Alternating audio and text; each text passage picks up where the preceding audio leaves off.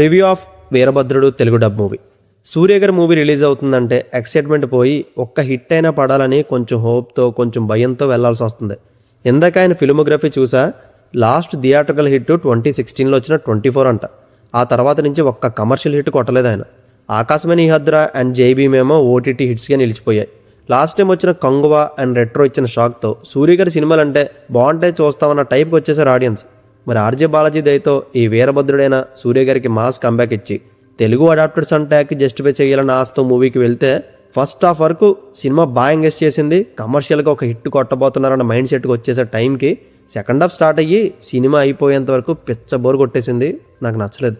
ట్రైలర్లో చూసినట్టు ఫస్ట్ హాఫ్లో నగల దొంగతనం కేసు విషయంలో తండ్రి కూతురు జస్టిస్ కోసం తిరిగే డ్రామా అంతా చాలా బాగుంటుంది, ఎమోషన్ పండుద్ది. లాయర్లు పోలీసులు దోచుకోవడం, వీళ్ళు హెల్ప్లెస్గా ఉండిపోవడం, మొత్తం ఈ సెటప్ అంతా మనల్ని ఇన్వాల్వ్ చేస్తుంది. ప్రీ ఇంటర్వల్ వరకు ఇదే కేసు రౌండ్ అండ్ రౌండ్గా తిరుగుతుంటుంది. ఇక్కడ వరకు బాగా నచ్చింది నాకు. అఫ్కోర్స్ సూర్య గారి ఎంటర్ అయితే ఇంకా మూమెంటం పెరిగింది. కానీ ఎప్పుడైతే ఈ కేసుకి సడన్ ఎండ్ కార్డ్ ఇచ్చేసారో అక్కడ నుంచి సినిమా డౌన్ఫాల్ అవడమే తప్ప ఎక్కడా లేవలేదు.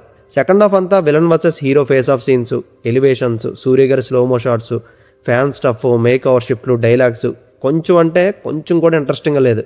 రైటింగ్ మొత్తం ప్రొడక్టబులే. ఏదేదో చేసుకుంటూ వెళ్ళిపోతారు. ఫస్ట్ హాఫ్లో ఉన్న సీరియస్నెస్ కానీ ఆ ఇన్వాల్వ్మెంట్ కానీ సెకండ్ హాఫ్లో ఒక్క సింగిల్ సీన్లో కూడా ఎక్స్పీరియన్స్ చేయలేదు నేను. ఫేస్ ఆఫ్ సీన్స్ అంటే వన్ సైడ్ అయిపోకూడదు కదా.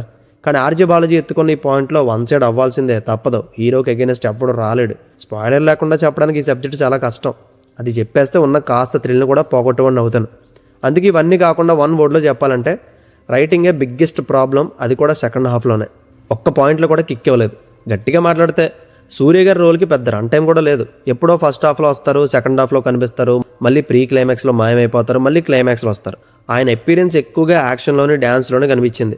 సినిమా అంతా కోర్టు చుట్టూ తిరుగుతుందంటే కోర్టు రూమ్ డ్రామాతో సెకండ్ హాఫ్ స్క్రీన్ ప్లే అదరగొట్టేస్తారని ఎక్స్పెక్ట్ చేశా. కానీ సినిమాలో అది తప్ప అన్నీ జరుగుతాయి. ఫస్ట్ హాఫ్లో ఒక నగల కేసు అని చెప్పా కదా, ఆ తండ్రి క్యారెక్టర్కి సరైన క్లాజ్ ఇవ్వలేదు. అది నాకు నచ్చలేదు. ఇంకా యాక్షన్ ఓవర్డోస్ అయిపోయింది. క్లైమాక్స్ కాంతార గుర్తు చేసింది. ఆర్జే బాలాజీ విలన్ రోల్ ఎక్కలేదు. అండ్ మెయిన్లీ ఇందులో తమిళ కాన్వర్జేషన్స్ ఉంటాయి, వాటికి తెలుగు సబ్ టైటిల్స్ ఇవ్వకపోవడం big blunder. And Sai Abhyankar music బాగానే ఉంది. నాకైతే సినిమాటోగ్రఫీ నచ్చింది, కలర్ గ్రేడింగ్ బాగుంది, ఎలివేషన్స్ బాగానే పని అయ్యాయి. మొత్తానికి సూర్య గారి సినిమాతో కూడా డిసప్పాయింట్ చేశారు. ఇంకా వెంకీ అట్లూరి గారి మీదే భారం వేశాం. అండ్ దీనికి నేను ఇస్తున్న rating 2.25 out of 5. See you in the next video. Take care friends. Thank you. Tata.